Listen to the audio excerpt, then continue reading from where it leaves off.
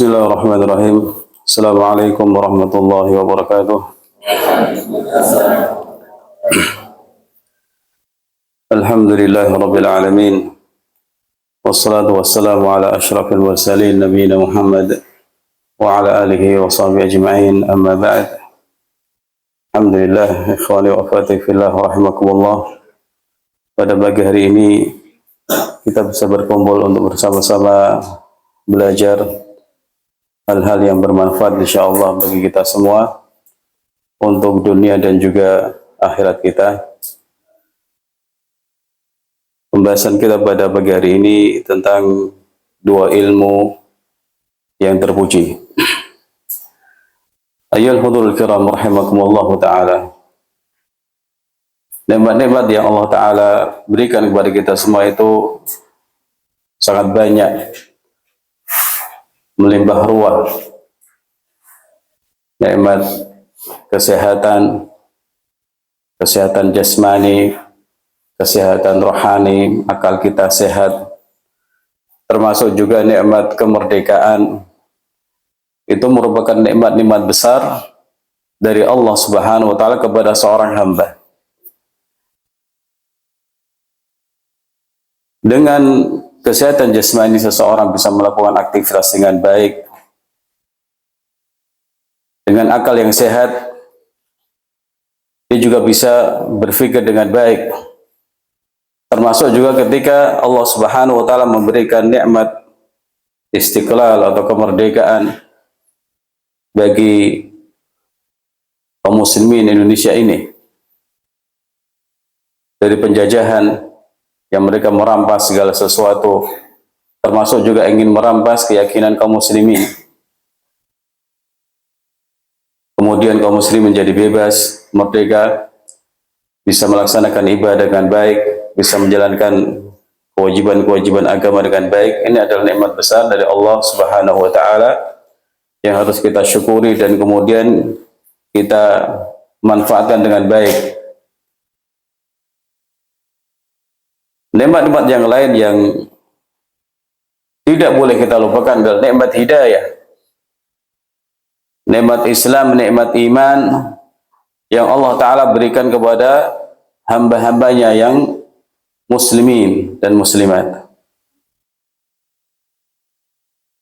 Nikmat-nikmat ini, ikhwani wa akhwati fillah rahimakumullah ta'ala,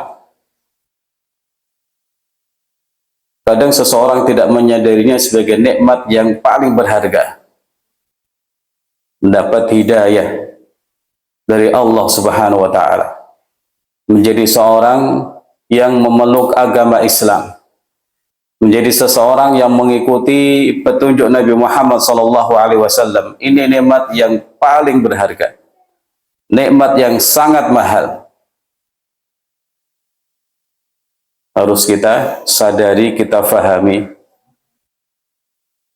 Karena orang-orang yang tidak mendapatkan nikmat ini jauh lebih banyak yang masih kufur kepada Allah Ta'ala. Alladzina ya'buduna al-asnam misalnya, yang menyembah berhala-berhala, atau yang menyembah bebatuan, atau menyembah entah siapa. Nah, sementara kita kaum muslimin, alhamdulillah, na'budullah ta'ala al-ilahul haq. Kita menyembah Allah Ta'ala, sesembahan yang hak. Kita mengikuti ajarannya, ajaran yang benar, mengajak kita kepada as-siratal mustaqim, jalan yang lurus. Dan kita pun mengikuti Nabi yang terbaik, Nabi yang paling agung, Nabi Muhammad SAW. Maka mari kita syukuri nikmat-nikmat besar ini, terutama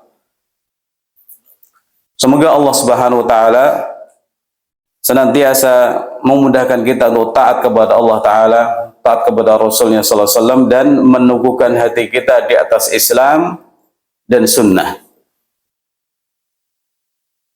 Ini di antara petunjuk kalau kita mensyukuri nikmat-nikmat Islam, nikmat-nikmat hidayah, dan nikmat-nikmat berada di atas sunnah.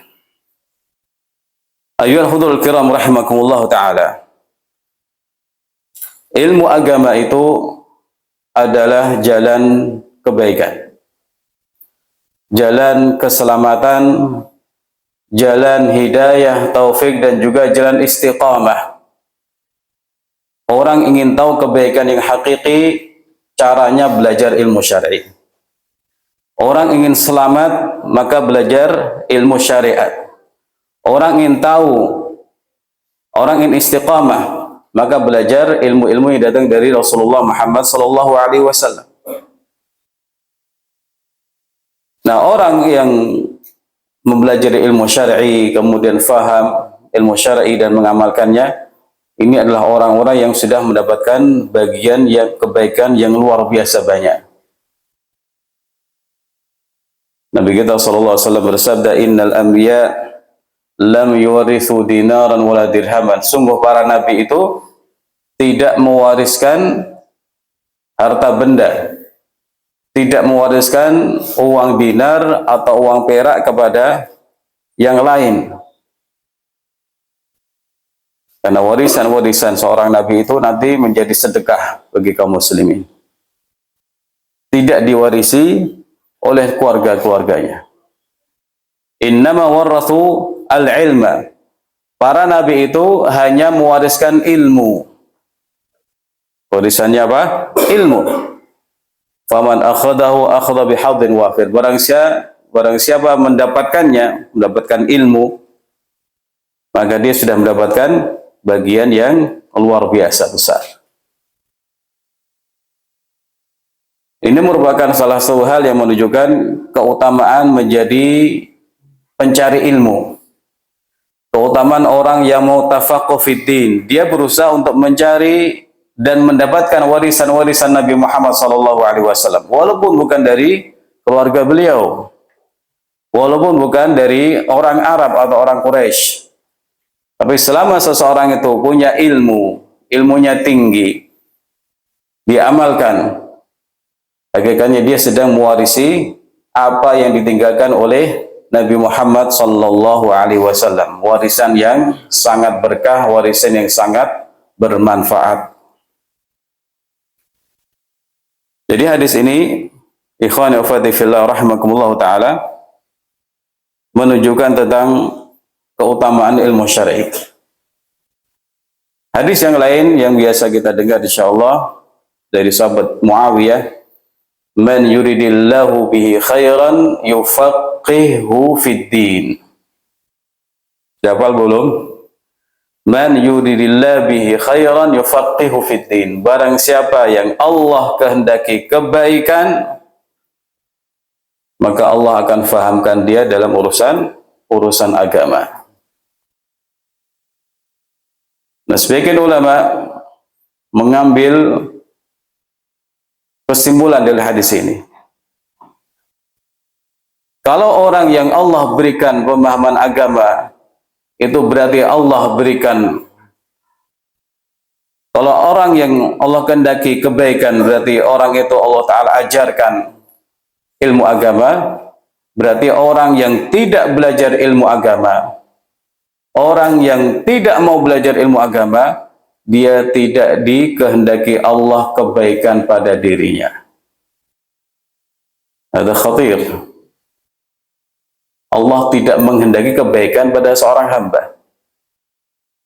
Sangat bahaya dan sangat merugikan.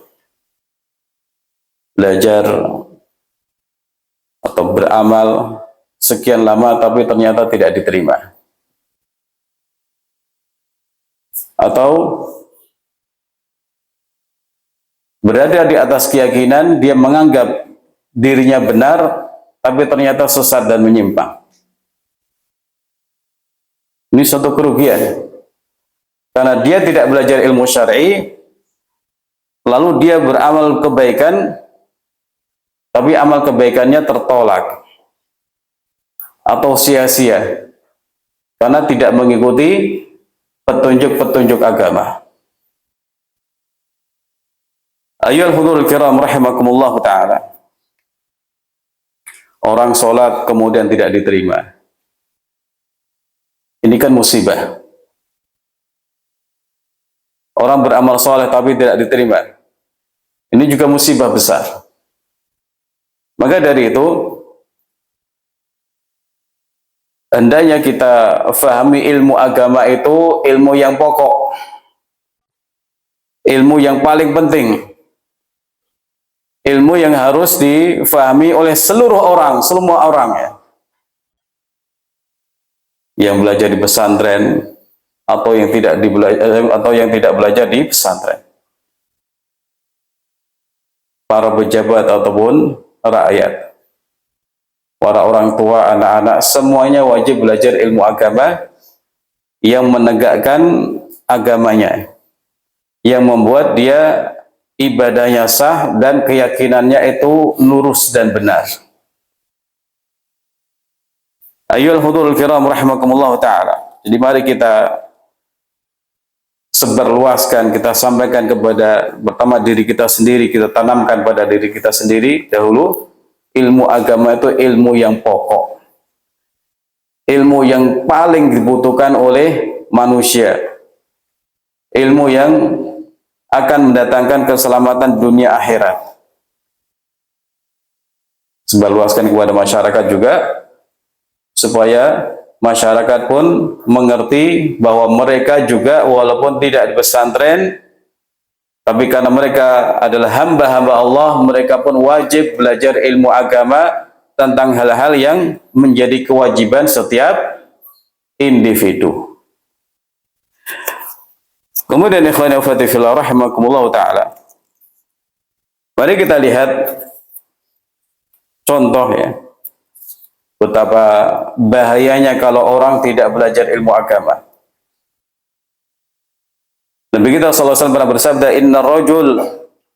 inna rajul la yusalli sittina sanah wa ma tuqbal lahu salatun la'allahu yutimmu ruku'a wa la yutimmu sujuda wa yutimmu sujuda wa la yutimmu ruku'. Sungguh ada seseorang yang sudah mengerjakan salat 60 tahun, tapi tidak ada sholat dari dia yang diterima. 60 tahun sudah beribadah dengan ibadah yang terbaik, yang paling agung maksud saya, yaitu sholat, tapi tidak ada sholat yang dikerjakan yang diterima oleh Allah Subhanahu wa Ta'ala. Wada khatir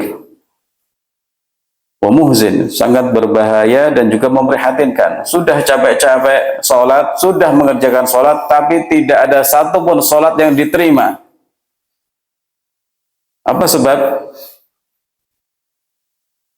Dia mungkin sudah melakukan rukuk dengan baik, tapi sujudnya nggak benar. Dia mungkin sudah mengerjakan sujud dengan baik, tapi rukuknya tidak benar. Belum tumakninah. Hadis dihasankan oleh Syekh Al-Albani rahimahullah. Contoh yang lain, Nabi SAW satu saat kedatangan seorang laki-laki, kemudian orang ini menyalami beliau, ucapkan salam kepada beliau, dan selanjutnya mengerjakan sholat. Selesai sholat, ia balik kepada Nabi SAW. Nah, apa komentar Nabi SAW kepada dia? Irji' fasalli fa innaka lam tusalli. Kembali lagi, kamu belum sholat, padahal baru saja sholat. Fa innaka lam tusalli, kamu itu belum sholat sama sekali. Sudah sholat apa belum? Sudah. Tapi Nabi SAW menafikan atau tidak menganggap sholatnya. Seolah-olah tidak ada sholat. Seolah-olah orang itu belum sholat. Beliau mengatakan, irji, balik lagi, kamu belum sholat, sholat lagi. Beliau itu orang yang sangat kasih sayang kepada umat ya. Sayangnya luar biasa. Tapi dalam kondisi ini beliau tegas mengatakan, kamu sholatnya belum dikerjakan. Kamu belum sholat. Beliau tidak mengatakan sholatmu kurang, sholatmu salah, tapi kamu belum sholat walaupun sudah sholat.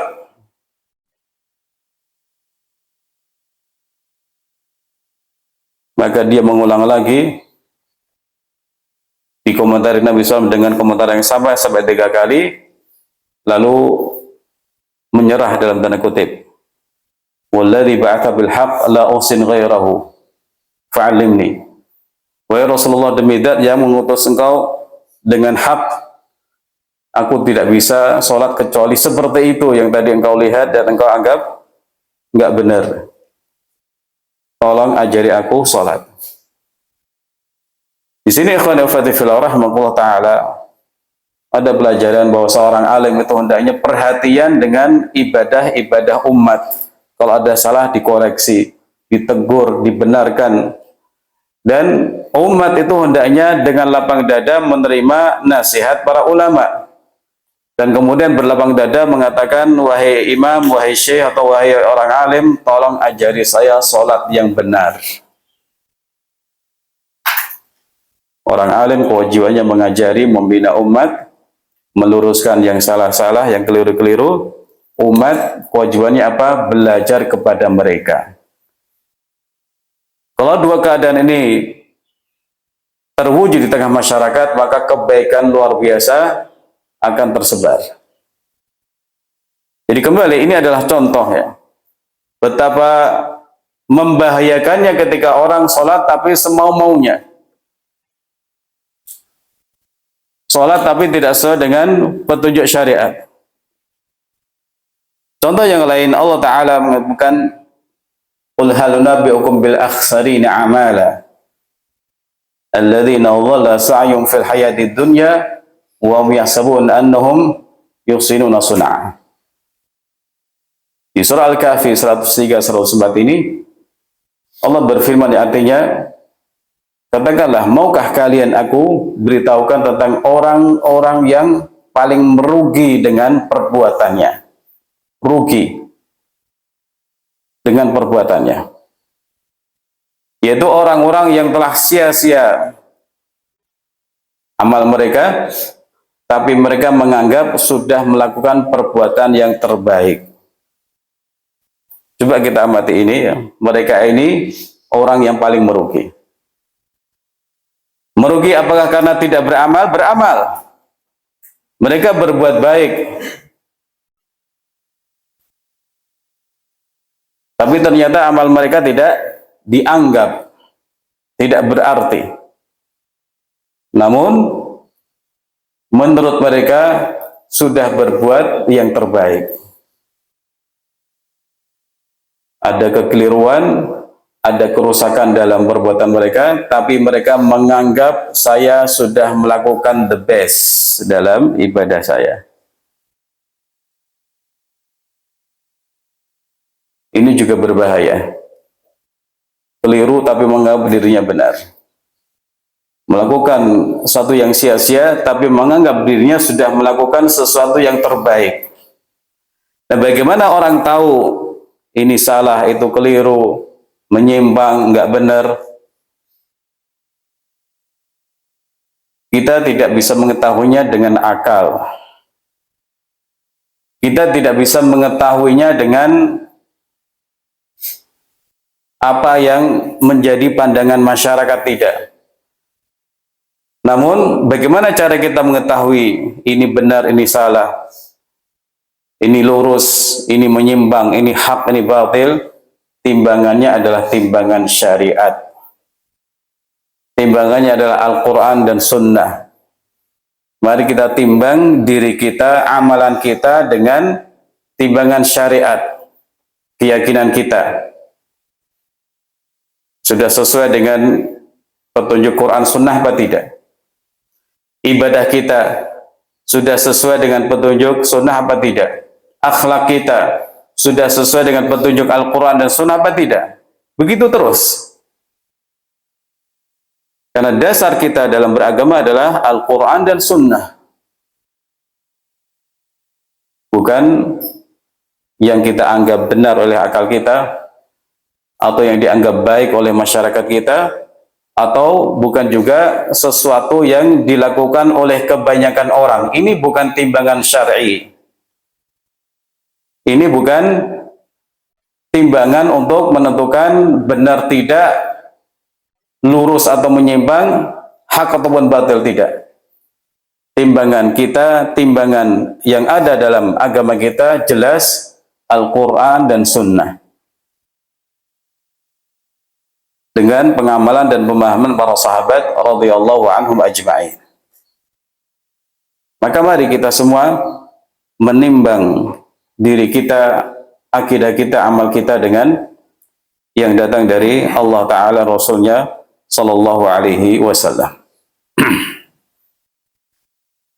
Ayyuhal hudur kiram rahimakumullah ta'ala. Kembali ke hadis tadi, hadis yang dikenal dengan al-musi' fi salatihi, orang yang tidak benar dalam salatnya. Di situ hendaknya kita mengambil pelajaran bahwa ada nanti orang yang salatnya itu sia-sia. Salatnya tidak diterima. Dan itu bisa terjadi pada manusia di akhirat nanti. Dikatakan kepada dia, kamu belum sholat, kamu belum puasa Ramadan, kamu belum haji, kamu belum zakat. Padahal semuanya sudah dilakukan di dunia ini. Bukankah ini mengerikan? Dikatakan kepada manusia di mahsyar, waktu hisab, kamu belum sholat sama sekali. Kamu belum puasa Ramadan. Kamu belum haji. Kamu belum zakat, padahal sudah dikerjakan oleh orang tersebut di dunia ini. Maka ikhwan dan akhwati fillah rahimakumullah ta'ala, ini menunjukkan pentingnya seseorang belajar ilmu syar'i dengan serius, dengan sungguh-sungguh, supaya dia bisa mandiri dalam mengenal agama ini dan mengamalkannya. Mau ibadah ini dia sudah tahu karena sudah belajar. Mau ibadah itu dia sudah tahu karena mau belajar. Karena sudah belajar. Dia meninggalkan ini dan itu karena sudah tahu dan juga sudah belajar. Syekhul Islam Taimiyah rahimahullah ta'ala menyampaikan orang yang mandiri dengan kemampuan agamanya itu lebih baik daripada orang yang bergantung orang lain dalam ilmu agama.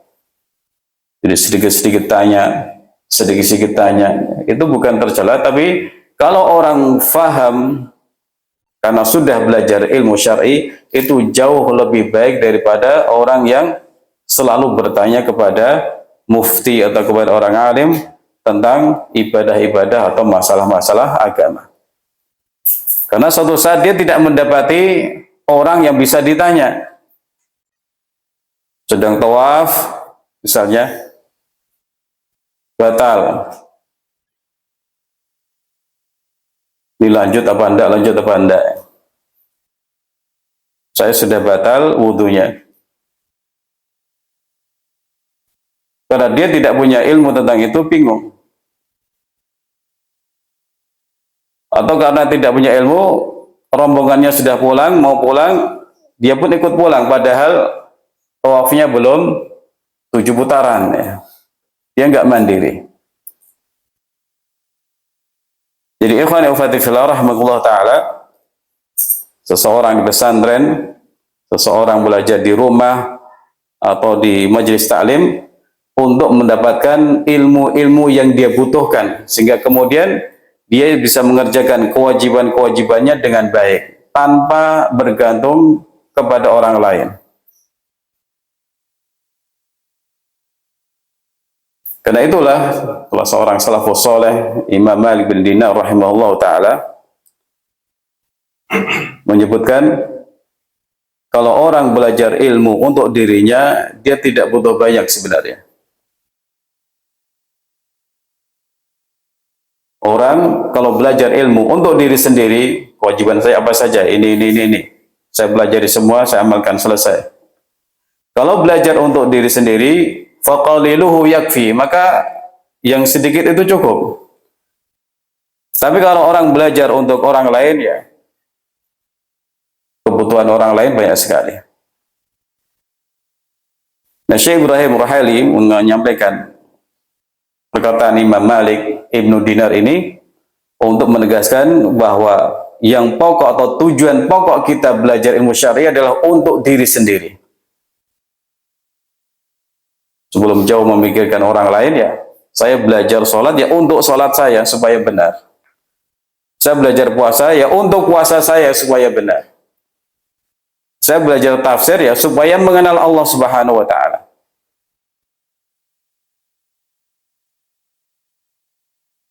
Tapi tentu kalau orang sudah punya kebaikan ilmu, ya ilmu hendaknya disebarluaskan kepada orang lain.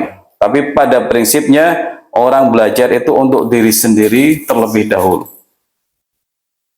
Supaya ibadahnya sah, supaya ibadahnya benar, supaya dia mengenal Allah Ta'ala, supaya dia takut kepada Allah dan lain sebagainya. Ayyuhal hudhurul kiram rahimakumullah ta'ala. Syekh Ibrahim Ruhaili dalam muqaddimah daurah syariah kemarin menyampaikan bahwa al-ilmu syar'il mamduh yanqasimu ila qismain. Ilmu syar'i terpuji itu terbagi menjadi dua. Ilmu yang terpuji menjadi dua. Tadi sudah ditegaskan tadi bahwa ilmu yang paling pokok adalah ilmu agama. Memang kadang umat Islam butuh seorang ahli ini dan itu dalam urusan agama, dalam urusan dunia.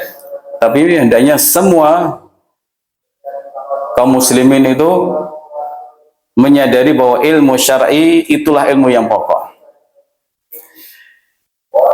Jadi ilmu yang terpuji ada dua. Yang pertama al-ilmu birrabbil ma'bud. Yang sudah bisa bahasa Arab tulis biar lebih apa? Lebih keren atau lebih apa? Biar lebih baik ya. Sudah tahu bahasa Arab, tulis pakai bahasa Arab. Al-ilmu birrabbil ma'bud. Ilmu tentang Rabb yang kita sembah. Ini ilmu terpuji yang pertama. Al-ilmu birrabbi al-ma'budi. Ilmu tentang Rabb yang kita sembah, yaitu Allah Subhanahu wa taala. Yang kedua, al-ilmu bil ibadati al-masyru'ah. Ilmu tentang ibadah yang disyariatkan. Ilmu tentang ibadah yang disyariatkan. Ini dua ilmu yang terpuji. Kita ulang lagi ya. Yang pertama apa tadi? Ilmu tentang zat yang disembah. Yang kedua, ilmu tentang ibadah yang disyariatkan. Nah, ilmu yang pertama lebih mulia dari ilmu yang kedua. Ilmu pertama tentang Allah Ta'ala. Kita mempelajari Al-Quran Sunnah yang isinya tentang nama-nama Allah, sifat-sifat Allah, perbuatan-perbuatan Allah, takdir-takdir Allah Ta'ala, tentang kekuasaan Allah Ta'ala. Juga kita pelajari tentang hal-hal yang Allah itu maha suci dari hal-hal tersebut. Jadi kita pelajari tentang sifat-sifat kesempurnaan Allah Ta'ala. Juga kita pelajari apa saja sifat-sifat kelemahan yang tidak mungkin ada pada Allah Ta'ala. Ilmu yang pertama ini apabila dipelajari dengan baik oleh seorang hamba akan membuahkan tauhid, ikhlas dalam ibadah, tawakal kepada Allah dalam urusan-urusan,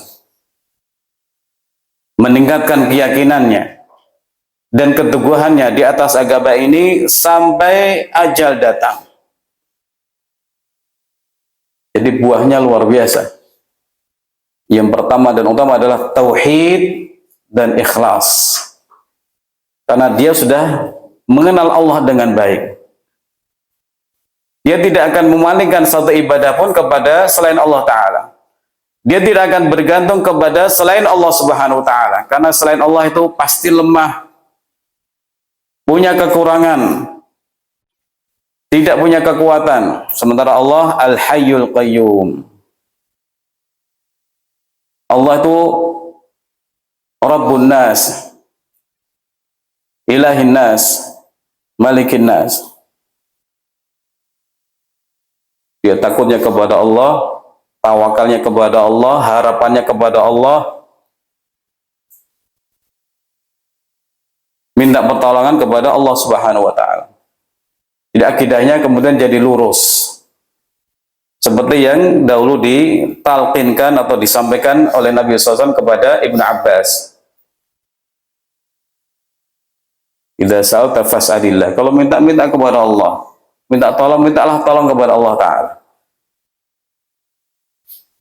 Kemudian wa'lam, ketahuilah annal ummah, kalau seluruh manusia mereka berkumpul untuk memberimu kebaikan, nggak akan bisa kecuali sebatas yang sudah ditakdirkan saja.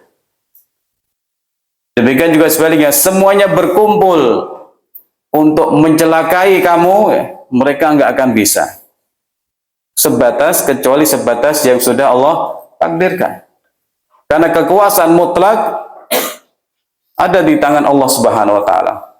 Allah yang Maha memberi, Allah yang juga menghalangi. Kalau semua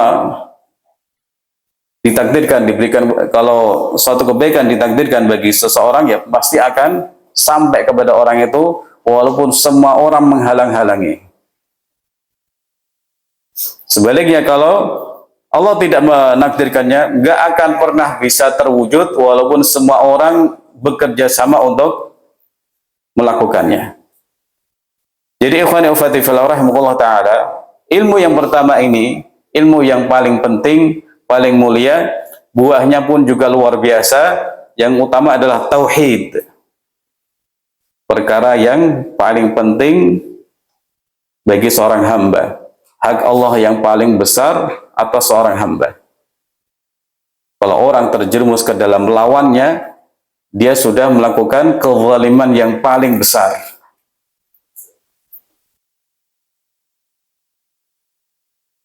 Ilmu yang kedua, ilmu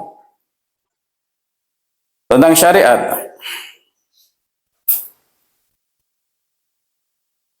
Kita mempelajari ibadah-ibadah tentang syarat-syaratnya, rukun-rukunnya, kewajiban-kewajibannya, termasuk juga pembatal-pembatalnya, waktu-waktu pelaksanaannya, mungkin juga tempat di kapan ibadah ini dikerjakan. Kita pelajari itu semua. Apabila seseorang tidak mempelajari yang pertama, maka dia bisa terjerumus ke dalam kesyirikan. Atau akibat kalau orang tidak belajar ilmu yang pertama, terjatuh ke dalam kesyirikan. Atau tidak mengenal Allah, atau malah menolak nama-nama dan sifat-sifat Allah Subhanahu wa taala. Jadi orang yang berbuat syirik itu hakikatnya belum mengenal Allah. Orang yang berkata macam-macam tentang Allah, hakikatnya dia belum mengenal Allah Subhanahu wa taala. Orang yang berbuat syirik apapun itu, ya, bergantung kepada kerisnya atau melakukan ritual-ritual yang diberi embel-embel sedekah, ya. Sedekah laut, sedekah bumi, sedekah langit ada enggak? Enggak ada, ya. Berarti orang itu belum mengenal Allah Ta'ala. Juga belum mengenal bagaimana cara bersedekah yang benar. Belum mengenal bagaimana cara bersyukur atas nikmat laut dengan segala hasilnya, nikmat sawah, tanah yang dengan segala hasilnya, ya. Jadi orang yang berbuat syirik itu orang yang belum mengenal Allah, berarti belum mempelajari ilmu yang pertama. Demikian juga ketika orang itu ibadah semau-maunya, itu adalah akibat dari dia tidak mempelajari ilmu yang kedua, al-ilmu bil ibadatil masyru'ah. Kita tidak tahu bagaimana cara ibadah kepada Allah yang diterima, yang Allah cintai, kecuali melalui penjelasan Nabi Muhammad SAW. Maka hendaknya orang mengikuti petunjuk beliau, mempelajari petunjuk beliau, dan mengikuti petunjuk beliau supaya sah, supaya benar, dan kemudian akan diterima oleh Allah Subhanahu wa ta'ala. Jadi ikhwan wa akhwati fillah rahimakumullah ta'ala, hendaknya para pencari ilmu kita semua ini menyadari dan paham apa tujuan belajar ilmu syar'i, supaya kita tidak bodoh tentang Allah, supaya kita tidak bodoh tentang ibadah kepada Allah Ta'ala. Itu tujuan kita belajar ilmu syar'i, mengangkat kebodohan dari kita sehingga kemudian orang itu mengenal Allah dan ibadah kepada Allah dengan baik. Itu tujuan belajar ilmu agama. Nah, mari seseorang itu menjadikan poin ini sebagai tujuan yang harus diraih. Saya belajar fikih ya berarti harus tahu tata cara bersuci. Bukan sekedar yang penting lulus, yang penting nilainya bagus, tidak. Atau yang penting tidak rosip atau tidak merah nilai, tidak. Tapi dalam rangka supaya saya tahu cara ibadah yang benar. Belajar tauhid supaya saya mengenal Allah Ta'ala dengan benar. Belajar tafsir juga dalam rangka mengenal Allah Subhanahu wa Ta'ala. Ayyuhal hudhurul kiram rahimakumullah.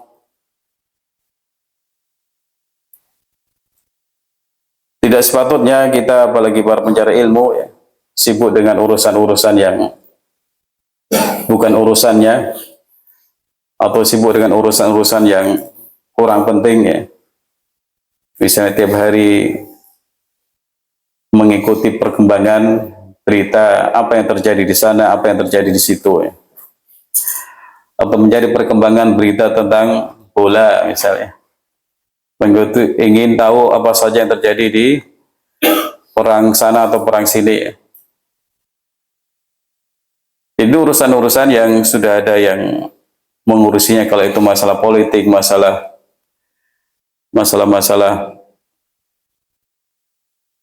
urusan manusia, itu sudah ada yang mengikuti, sudah ada yang mengurus, ya. Nah, kita sibuk dengan urusan-urusan kita supaya lebih mengenal Allah Ta'ala dengan baik, dan supaya kita bisa beribadah kepada Allah Ta'ala dengan cara-cara yang lebih baik. Jangan sampai kita punya kesungguhan luar biasa dalam ibadah, tapi ibadah itu nggak ada dasarnya. Akhirnya orang merugi. Sebagaimana yang tadi disebutkan tentang hadis orang yang salah sholatnya, atau orang yang merugi dengan serugi-ruginya padahal dia sudah melakukan kebaikan menurut dirinya. Nah, Imam Ibnu Katsir menyebutkan mereka itu amilu a'malan batilah, mereka itu melakukan amal-amal yang batil, perbuatan-perbuatan yang batil, ala ghairi syariatin masyru'ah, yang tidak berdasarkan syariat yang disyariatkan oleh Allah Subhanahu wa Ta'ala. Saya kira ini yang disampaikan ikhwan wa akhwati fillah rahimakumullah. Semoga kita mendapatkan terus hidayah dari Allah Ta'ala untuk mensyukuri nikmat-nikmat besar ini, sebesar-besarnya digunakan untuk beribadah kepada Allah Ta'ala. Wallahu ta'ala alam. Jazakumullah khairan.